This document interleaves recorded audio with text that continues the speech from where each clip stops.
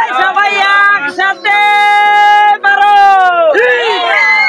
তার বেশি জোরে মারো আমরা যাইতাছি পূজার দিকে জোরে মারো একসাথে তালে তালে পানি যেন সেটে না জোরে মারো একসাথে তালে তালে যাচ্ছি আমরা পূজার দিকে সেই বস্তার এখানে ও চাচা চাচি মুড়ি আনতে আমরা বলে খুবই ক্লান্ত নৌকা মারতে বইটা মারতে জোরে মারো তার বেশি আরো জোরে পেছন থেকে কন্ট্রোল করো।